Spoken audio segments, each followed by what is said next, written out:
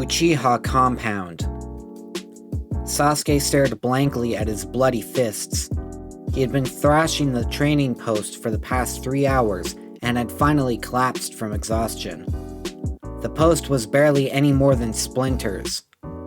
Those splinters stabbed into the Uchiha's hands, causing pain to ripple through his body. He did not register the pain, as he was too tired to think.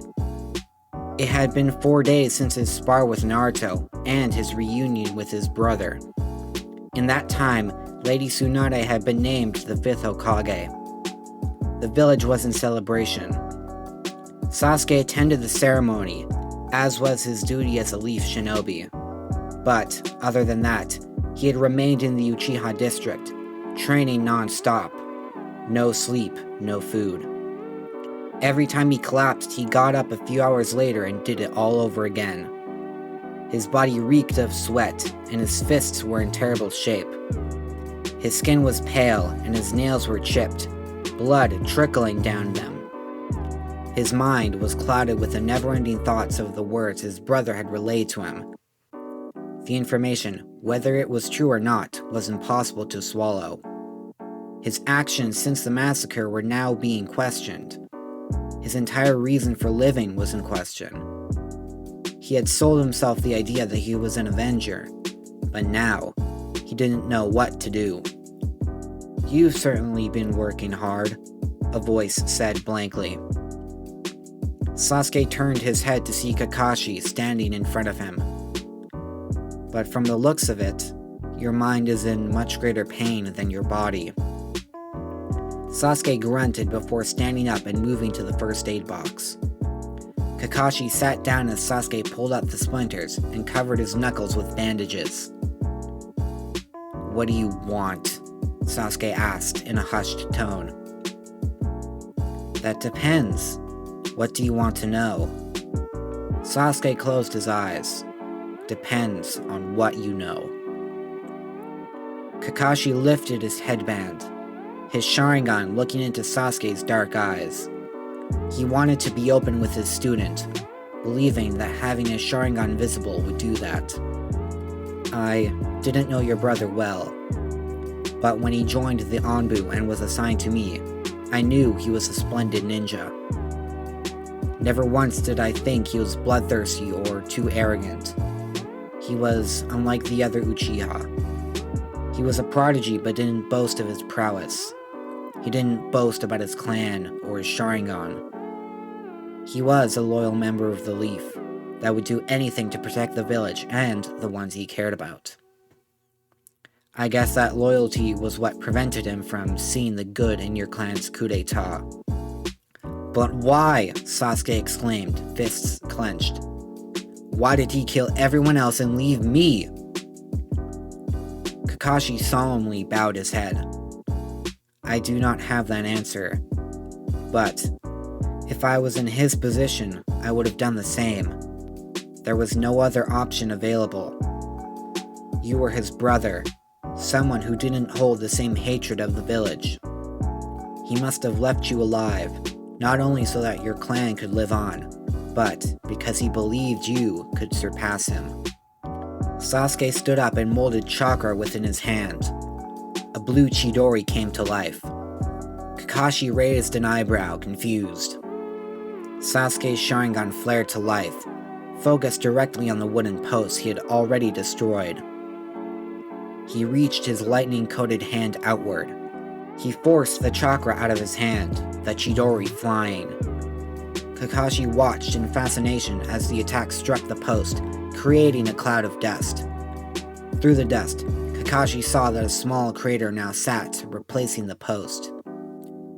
"You copy my Chidori bolt, and instead of piercing power, you prioritized destruction," Kakashi described in fascination. He instantly drew a parallel to Naruto's Rasengan. Sasuke had yet to see it in person, but it appeared obvious where his inspiration came from. Sasuke grunted. "I'm going for a walk." "Don't follow me." "What do you intend to do?" Kakashi asked, standing. Sasuke didn't respond. instead leaving Kakashi to watch him walk away. Kakashi sighed. Sasuke was growing ever distant. Kakashi fully understood why, but something was going on in the back of the Uchiha's mind. Naruto was right when he said this information was a huge blow to Sasuke, and on top of that, he was impossible to read. There was nothing to do but wait. Sasuke walked aimlessly through the streets, no goal in mind. Around him, the people went about their business without a care in the world. Most of them had never known the level of loss he suffered through. It made him angry, especially when they treated him differently for it. The only reason he put up with it was because he thought he would be given special training. But now all that was gone, and his life was shattered. His aimlessness was interrupted by the sight of two familiar faces. Down the street, Kiba was standing beside Sakura, the two looking through one of the store windows. Sakura was admiring an outfit, while Kiba watched, Akamaru perched on his head. They looked so happy. It hurt him. He saw happiness as a weakness, an obstacle. But now, he didn't know what to believe. I left you behind because I loved you too much. I want you to grow and become a strong ninja and rekindle our clan within the Hidden Leaf. But I don't want you to throw away everything else in your journey for revenge. The words sprung back into his mind, making him stop in his tracks. Was it worth it? If he killed Itachi, what then? Would he be happy? No. He defeated others during missions, and not one of them brought satisfaction to him. But would it feel different if it was Itachi? He considered himself the strongest, and yet he felt so powerless. If he left the village during his quest, would he ever be accepted by them again? Would he be alone again? But here, he wasn't alone. He had friends. Team 7, Team 10, Team 9, even Team 8. He knew his actions towards them hurt, but they still saw the good in him. He had a chance to live a fulfilling life, yet he was consumed by revenge. Even the man he hated wanted him to do more with his life. Sasuke! His thoughts were stopped by Sakura's voice. She and Kiba stood in front of him, each of them holding shopping bags. Sakura pulled out an outfit and put it in front of her torso. How does it look? Sasuke absent-mindedly glanced at the clothes, not examining them. He blinked at the two. What's up with you, man? Kiba asked. Are you feeling okay after your fight with Naruto? Sasuke did not respond. He looked down to watch Akamaru walk between his legs. The dog nudged his leg. Sasuke blinked again, forcing his expression to remain neutral. He looked back up at the two he considered his closest friends. Unfortunately, he couldn't tell them of his true feelings until he came to a decision. I'll see you guys at training tomorrow, Sasuke said, walking past them. Sakura put the clothes back in her bag, disappointed. Kiba sighed, beckoning for the pink-haired girl to follow. She glanced at Sasuke's back before following. I hope he's alright. Don't worry about him, Sakura, Kiba said. You know Sasuke. Nothing keeps him down for long. He will be back to his old self before you know it, however annoying his old self may be. Sakura nodded. She picked up Akamaru, who licked her face happily.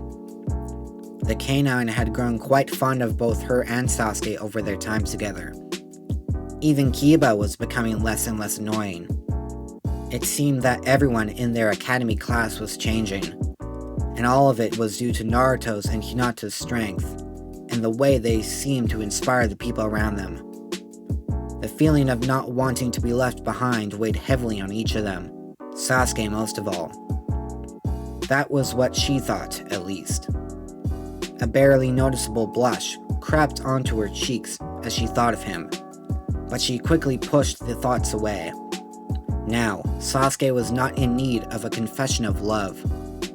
She didn't know what he was looking for, but knew that he would come to a decision right for him. Hokage Monument. Sasuke sat atop the Hokage Monument, finding it to be the quietest location outside the Uchiha compound. No one came up here, meaning he could have some time alone. He lazily spun a shuriken around his finger, his eyes gazing into the blue sky above him. "What am I going to do?" he asked aloud. "And should I do it because I want to, or because Itachi does?" "That's an easy answer." Sasuke jumped to attention, throwing the shuriken in the direction of the voice. The figure caught the projectile between his fingers. Sasuke recognized the figure as Naruto, wearing shorts and a t-shirt. "Why are you here?" "I come up here often," Naruto replied, walking to stand beside the Uchiha. "Since I was a kid, this has been my favorite spot in the village. Quiet and devoid of hateful glares." Sasuke relaxed, turning back to look at the sky. "So, what were you going to say?" Naruto stretched his muscles. "Do what makes you happy, of course. If killing Itachi is truly what you think will make you happy, then by all means do so. If not, then find something or someone to help you be happy." Naruto grew serious. "But remember, you abandon the village, and I will stop you." Naruto's expression changed again to a calm smile. "Anyway, you're having trouble deciding on what makes you happy." Sasuke paused, uncertain whether he wanted to talk to the Uzumaki. He was going to say he was fine, but remembered that Naruto could sense if he was lying. He hitched his breath, giving an extremely small nod. "Perhaps a few questions will help you decide," Naruto suggested. Sasuke paused, but accepted. "Alright then," Naruto started, sitting down with Sasuke following suit. "Question number 1. Is there someone out there that you love?" Sasuke stared at him confused. "How's that supposed to help, idiot?" The blonde smiled. "You would be surprised what love can do to a person. I mean, look at me. Before I met Hinata, part of me was missing. I thought I was alone, and was going to stay that way for the rest of my life. But now that I have her, I feel like I could do anything. Love is not only a good feeling, but also a great motivator. It'll bring the best out of you." Sasuke pondered the question long and hard. Someone he loved. Up until this point, he hadn't understood the word beside the love for his family. Was there someone he had feelings for? The only face that came to mind was a certain pink-haired girl with green eyes. He had never noticed it before, but whenever the two were together, he felt different. Up until their graduation, she had been little more than a pest, but now, not only was she a capable genin, but she was also more mature. His mind started to wander, remembering one of the times their team had gone out to eat together. Sakura had worn a special outfit for the occasion, and he could not help but have an eye on her the whole time. That was the first time he had ever saw her as beautiful. His cheeks started to turn a bright red from the thought. Naruto giggled.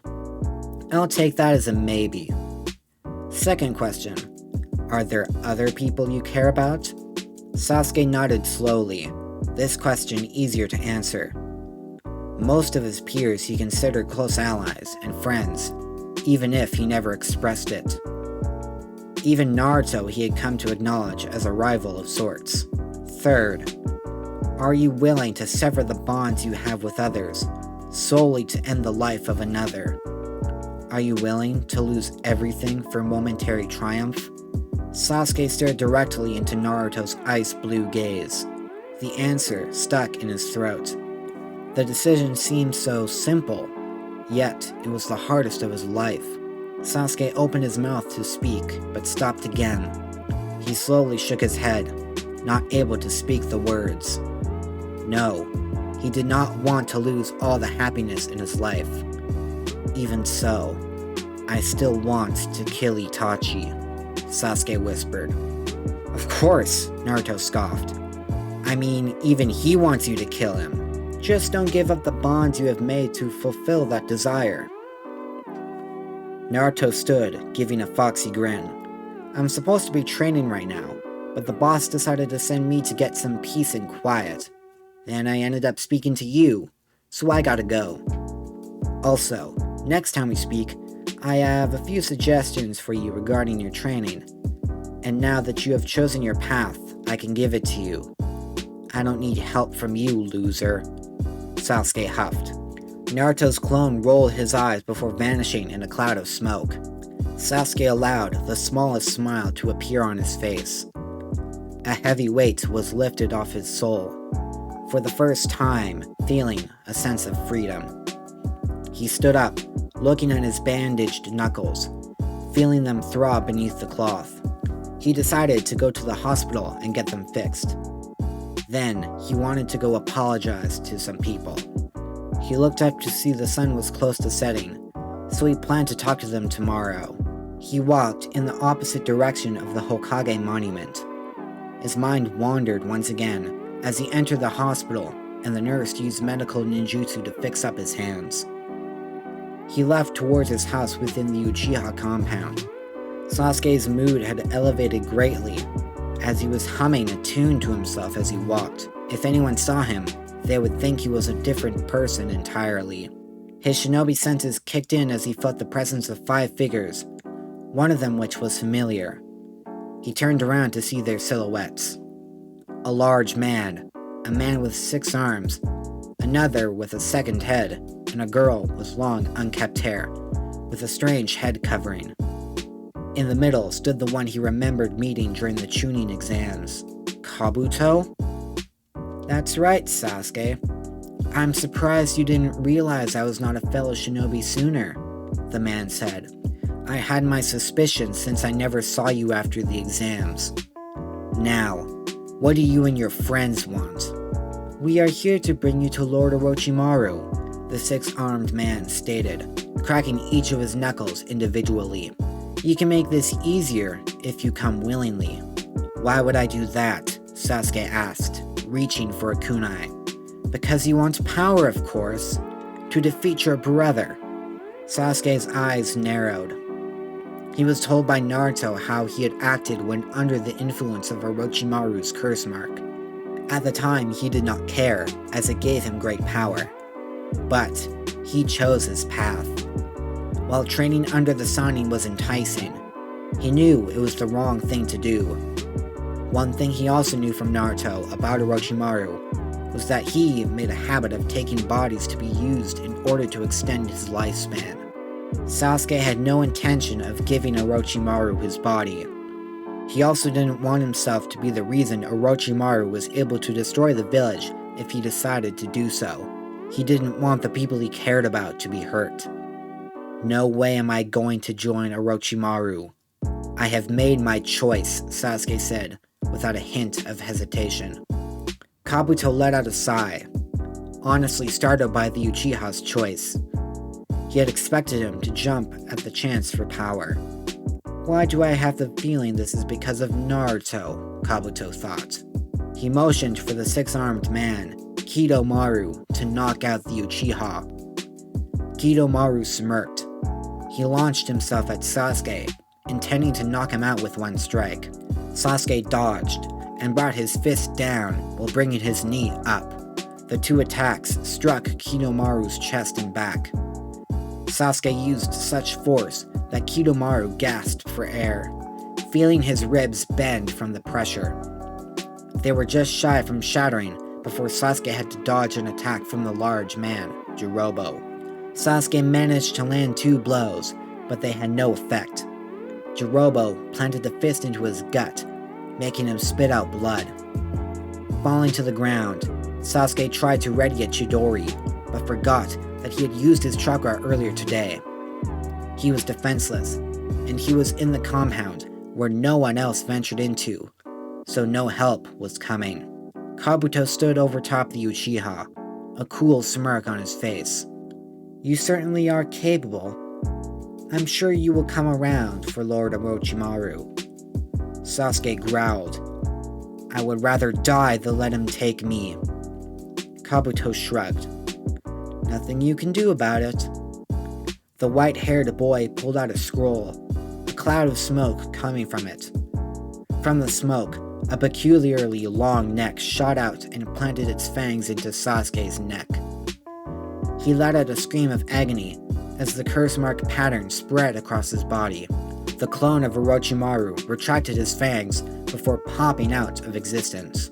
Now that the curse mark was reinstated, Kabuto pulled out a pill from his pouch. As Sasuke cried in pain, Kabuto forced the pill down his throat. Sasuke's pain rose, his screams growing even louder, before his eyes rolled back and he fell limp. He was in a half-death state, as the Sound Ninja placed him in a barrel with seals planted all over it. "We are ready to head out, Kabuto," Kidomaru said. Kabuto nodded as Jirobo picked up the barrel. The group stealthily exited the village, making sure not to alert any guards. They ran into the night, in the direction of Orochimaru's hideout. If you like what you just heard, consider hitting the subscribe button and bell icon to get notified about new videos. If there's a part you've missed, then check out the entire playlist on screen. If you like this story, please share it with your fellow anime lovers. Any support helps a lot. That's all for now. This is Ninja Kai, disappearing in a golden flash.